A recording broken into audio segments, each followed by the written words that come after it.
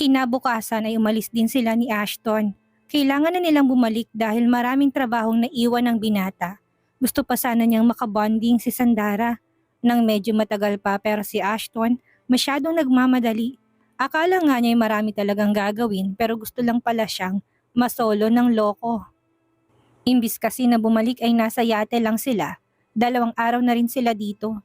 Pero ayos lang din naman sa kanya. Kahit saan, basta kasama niya si Ashton, ay ayos lang. "Babe, dalian mo, may nahuli akong isda." Tuwang-tuwang sabi ni Ligaya kay Ashton nang makahuli siya ng isda. Napasimangot siya nang makita kung paano siya nito tawanan nang makita ang huli niya. "Isda pa rin naman to ah. Ano nakakatawa?" Mahinang bulong niya. "Throw it back into the sea, babe." Anito na nakatawa pa. "Ayoko nga, kahit kasing lito ng dilis, isda pa rin to no. Mayabang ka lang kasi malaki ang nahuhuli mo. Hintayin mo lang na makahuli ako ng malaki." Parang batang bulong niya habang nakanguso. Sunod naman niya ang lahat ng inutos nito pero hindi siya makahuli. Samantalang ito ay nakailang huli na, malalaki pa. Maya-maya ay lumapit ang isang tauhan nito sa kanila. "Sir, may tawag kayo mula sa daddy mo." Kumunot ang noo ni Ashton. Bago umalis ay hinalikan siya nito sa noo. Hindi nagtagal ay bumalik din agad ito. Napansin niya na ang laki ng ngiti nito sa labi. Mukhang may natanggap itong balita tungkol sa business. Napansin kasi niya yun kay Ashton. Sumasaya to ng ganito, lalo na kapag may kinalaman sa business. Yumakap to sa bewang niya. Shall we go home now?" "Ayoko pa, hindi pa ako nakakahuli ng malaking isda." Tanggi niya. "Well, if that's what you want, babe." Anito sabay halik sa leeg niya. Buong maghapon siyang naminguit habang sinusubuan siya nito ng pagkain. Talagang desidido siya na makahuli. Pero pagsapit ng dilim ay hindi na naman mapakali. Binuhat siya nito papasok ng kwarto at doon kinain. Malaki at malawak kasi ang yate ni Ashton. Maraming kwarto at kompleto sa kagamitan. May generator at solar na pinagkukunan ng kuryente kaya nakagamit dito ng anumang appliances. Walang signal ang normal na cellphone dito. Pero may high-tech na dalang radio phone si Ashton na nakakasagap ng signal kahit saan. "Ligaya, ang blooming mo. Siguro wala kayong ginawa ng jowa mo kung hindi magjugjugan no?" Usisa ni Jamaica. Nandito siya ngayon sa bahay nila at bumisita. Imbis sumagot ay nag-flip hair siya. Kaya ayun, sinabunutan siya nito ng mahina. Halatang nainggit ito. Palibhasa ay wala pang jowa hanggang ngayon. "Bakit kasi binasted mo yung ifam na nakilala mo sa bar? Gwapo naman yun ah." "Ayoko dun, may putok." Reklamo nito sabay tawa ng malakas. Akala kasi nila kapag ifam ay yummy at babango na. Siya nga pala, paano kung mabuntis ka? Pananagutan ka niya? Paano kung iwanan ka niya? Wala naman sa usapan yung dadalhin mong anak niya. Mahal ako ni Ashton, kaya alam kong hindi niya ako iiwan. Sinabi ba niya sa'yo na mahal ka niya?" Nakangising hinimas niyang baba. "Hindi, pero ramdam ko." Pinaparamdam niya kasi sa akin. Kaya nga lalo akong nahuhulog sa kanya eh. Kilig na sabi niya. Pati ito'y kinilig din at nakipag-appear sa kanya. "Congratulations friend! Balang araw ay magiging legal na tan ka na at isang donya. Bilib na talaga ako sa'yo. Akala ko hindi mo mapapaamo yan si Sir Ashton." Siya din naman hindi inaasahan na mahuhulog din si Ashton sa kanya. Totoo nga na mahiwagang pag-ibig. Bago umuwi ay nag-shopping pa sila ni Jamaica kasama sila Leader Jong. Panayang paalala ng mga ito sa kanya na wag daw ibibigay ng buo ang pagmamahal niya. Nag-aalala din kasi ang mga ito sa kanya. Pagdating sa bahay ay nadatnan niya si Angel na naghihintay sa kanya sa bahay kasama isang batang babae. "Hi Tita Ligaya, you look so plain," sabi ng bata. Tinignan siya nito mula sa ulo hanggang paa na wala man lang emosyon sa mukha. "Teka, plain daw? And boring," dugtong pa ng bata. "Aba, sinasabi ba ng batang ito na hindi siya maganda?" "Hey princess, that's bad." So why ni Angel? Bumaling to sa kanya. "Pasensya ka na sa anak ko ha." "Anak?" Nagpalipat-lipat ang tingin niya sa bata at kay Angel. Hindi magkamukha ang dalawa pero mukhang malditang bata. "Mommy, siya ba talagang fiancé ni Tito Ashton? She's different from Tita KitKat. She looks so simple and plain," sabi pa nito na nakanguso. "Anak mo pala ang batang yan?" Tabing ngiti sa labi niya. Naku, mukhang masusubok ang pasensya niya sa batang ito. Hi, princess! Ang ganda mo namang bata. Totoo yun, walang halong biro. Hindi man to kamukha ni Angel, napakaganda naman ito. Of course po, I'm not like you. Abat, pinaningkitan niya ito ng mata. Kalma self, huwag kang papatol sa bata. Bulong niya sa isip nang makita ni Angel na namumulang pisngi niya ay malakas tong tumawa. Maging ang batang katabi nito ay malakas na tumawa. Nagpalipat-lipat siya ng tingin sa dalawa. Tita Ligaya, ang cute mo po. Nagulat siya nang tumakbo to at yumakap sa kanya. Nice to meet you po, tita. Si Tito Sander po sabi niya takutin daw po kita. Nakahinga siya ng maluwag. Akala niya talaga ay hindi siya gusto ng bata. Mahal niya si Ashton kaya gusto niya na lahat ng kapamilya ng binata ay magustuhan siya. Pinantayan niya ang bata at pinisil ang pisngi nito. Nice to meet you din, princess. Gumusto to kaya lalo tong naging cute. Nasaan na pong little cousin ko? Ha? Ano daw? Ang sabi ni Tito Sander, gumawa kayo ng Tito Ashton sa yacht? Nasaan na po siya? Natampal niyang noo, maging si Angel ay ganun din. Loko palang lalaki yun, puro kalokohan. Kanina pa nila pinapatahan si Princess. Ibang klase palang umiyak ang batang yun, hindi tumitigil. Nagsalit-salitan pa sila ni Angel para patahanin ito. Tumayo siya at sinalubong si Ashton nang dumating ito. Yumakap to sa bewang niya, tumalik sa kanya nang makalapit siya. Where's Princess? Kunot no na tanong nito. Nakanguso na itinuro niya ang second floor. Hindi pa kasi umuwi sila Angel. Ayaw pa ni Princess. Gusto daw nitong hintayin ng Tito Ashton nito. Nasa taas siya, hinihintay ka. Mukhang gusto nitong makasigurado na tutupad siya sa sinabi kanina. Ibang klase palang umiyak ang batang yun, hindi na tumitigil. Kumunot ang no ni Ashton sa sinabi niya. Really? Parang hindi to naniniwala sa sinabi niya. Oo nga babe, hinahanapan niya ako ng pinsan. Loko kasi si Sander kung ano-anong sinasabi sa bata. Sa lahat talaga ng pinsan ni Ashton, ito ang pilyo. Mabuti na lang at napatahan nila ni Angel si Princess. Kawawa naman kasi paus na dahil sa kakaiyak. Pagdating nila sa second floor sa guest room, kung nasa ng mag-inay agad na tumayo si Princess nang makita sila. Tito Ashton! Yumakap agad ito sa leeg ng binata. Pinugpog naman ito ng halik sa pisngi ni Ashton. Nagulat siya sa nakita niya. Akala niya istrikto si Ashton sa lahat at hindi mahilig sa bata. Pero sa nakikita niya ngayon ay mukhang mali siya. Mukhang close na close ang dalawa at malapit sa isa't isa. Tito, hinintay po talaga kita. Gusto ko kasi na pareho kayong mag-promise sa akin ni Tita Ligaya. Napalunok siya ng laway at tumabingi ang ngiti. Nilingon naman siya ni Ashton. Promise? Kunot ang noo sa tanong nito. Tatawa-tawa naman si Angel sa gilid.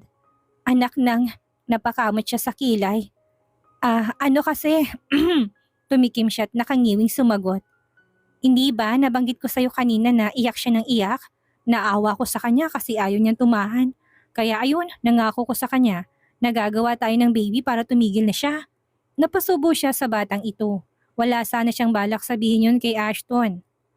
Secret lang dapat yun. Gusto niya sanang gulatin na lang niya ito kapag may laman na ang tiyan niya. Naku, huwag nating seryosohin yung sinabi ko. Biro lang naman yon para hindi siya umiyak. Bulong ko kay Ashton para hindi marinig ni Princess. Mukhang nagets naman ng binata ang sinabi niya kaya umakbay ito sa kanya. Don't worry Princess, malapit ka na magkaroon ng pinsan. Namilog ang mata ng bata. Talaga po? Lumapit pa ito sa kanila at nilabas ang hinliliit.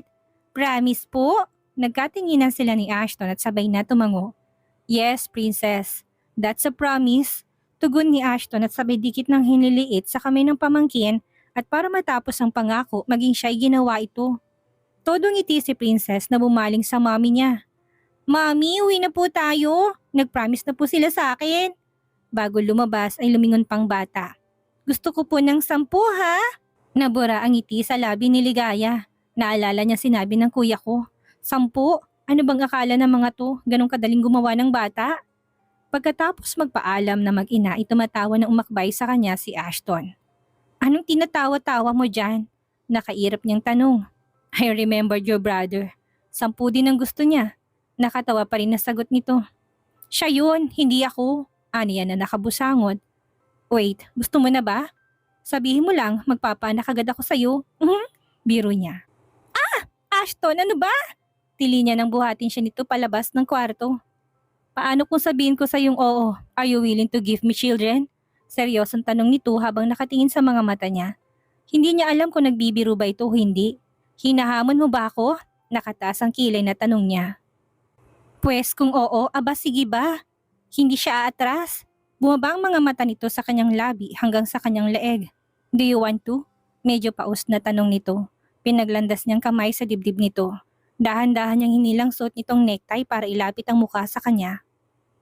Gusto mo ba ako na maging ina ng mga anak mo? Balik na tanong niya sa paus na tono.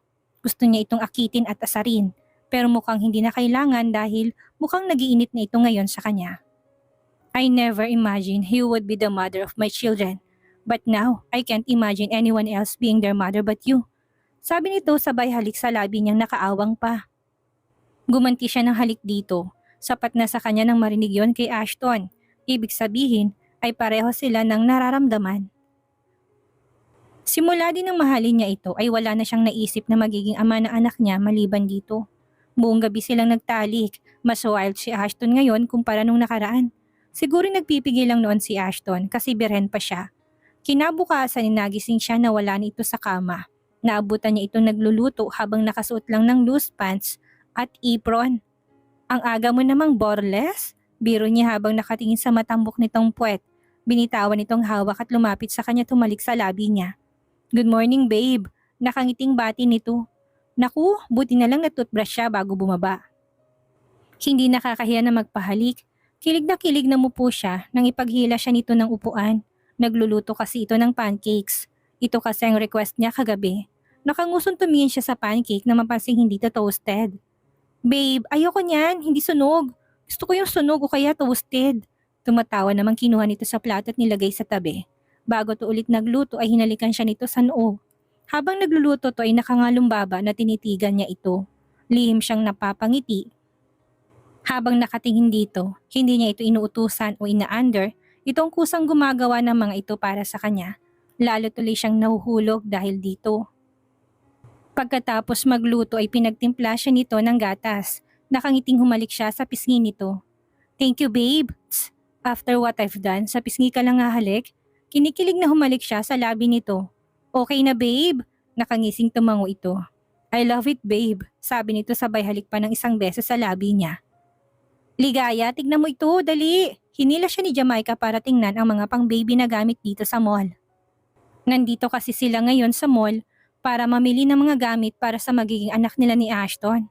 Ligaya, sure ka ba na bibili ka na kaagad ng mga to? Hindi ka pa naman buntis. Sabi ni Wako, doon din naman ang punta ko. Saka wala namang masama kung maging handa kami kasi pareho naman namin gusto ni Ashton na magkaanak. Kasal na lang ang kulang sa amin. Kaibigan niya si Wako, kaya nasabi din niya ito dito kay Jamaica ang tungkol sa contract nila ni Ashton noon. Bahala ka, pero wag kang masyadong mahulog kay Ashton. Baka sa bandang huli ay masaktan ka lang. Sabi pa nito bago muling tumulala si isang sulok. Kakahiwalay lang kasi nito sa kasintahan kaya wala itong halos sa sarili. Isa din ito sa dahilan kaya sinama nila ito para malibang man lang. Kapag kasi sila lang ang may problema ni Jamaica, ay palagi itong nandyan para sa kanila. Pagdating sa bahay ay nilagay nila sa guest room ang lahat ng pinamili nila. Napakarami niyang pinamili kaya puro reklamo si Wako. Pang baby girl at baby boy kasi ang mga binili niya. Pagkatapos siyang ihatid ng dalawa ay umalis na kaagad sila. Habang inaayos niyang mga gamit ng bata ay narinig niya na may kumatok sa pinto. Nataranta siya at nagmamadaling lumabas. Ashton, ikaw pala. Ang aga naman itong umuwi. Umalis kasi ito at nagpaalam na may mahalagang aasikasuhin. Kumain ka na? Tanong nito pagkatapos yumakap sa kanya tumalik sa labi niya. Oo babe, ikaw. Nang hindi to sumagot ay pinagalitan niya to. Bakit hindi ka pa kumain? Mag-aalas 2 na babe. Hinila niya to hanggang kusina. Hindi pa naman siya nagluto kasi akala niya gabi pa ito uuwi. Sinabihan na kita na huwag kang magpapalipas ng gutom, hindi ba? Gusto mo bang magkasakit ka? Halos 20 minuto din siya nakapagluto ng pagkain nito. Pagkahain niya ay napansin niya na nakatitig sa kanya. Aalis agad ako pagkakain ko. Gusto lang kitang kasabay na kumain. Malambing na sabi nito sabay yakap ulit sa kanya. Ang layo pa ng pinanggalingan nito kaya naman halos 2 oras pang biniyahin nito. Kinikilig siya pero mas nananaig sa kanyang pag-aalala. Makakasabay mo naman akong kumain pag uwi mo eh. Kung isama mo na lang kaya ako sa lakad mo, sabi niya. Umilap ang mga mata nito. No need babe, dito ka lang sa bahay, sabi nito. Pagkatapos noon ay naging tahimik na to. Napapantastikuhan tuloy na nakatingin siya dito. Pagkatapos kumain ay umalis din ito kaagad. Naiwan siyang mag-isa. Maya-maya ay dumating si Angel kasama si Princess. Agad nilang hinanap si Ashton. Tita Ligaya, nasan po si Tito? Tanong ni Princess habang kumakain ng ice cream at nanonood ng TV. May pinuntahan lang siya. Bigla itong sumimangot. I saw KitKat yesterday. She was asking about Tito. I really hate her. Princess, suway ni Angel. KitKat, parang narinig niya na ito na binanggit ng bata nitong nakaraan. Sino kaya yon? Lumapit si Angel kay Princess at pinandilatan to ng mata, kaya lalo siyang nagtaka. Maya-maya ay tumawag sa kanya sina Mandy at Rhea at inaaya siya na lumabas. Pagkaalis nila Angel at Princess ay saka siya umalis at nakipagkita sa mga kaibigan niya. Ligaya! Agad na yumakap sa kanya ang dalawa nang makita siya. Sa isang kalapit na restaurant lang sila nakita. May mahalaga daw kasing sasabihin sa kanyang dalawa.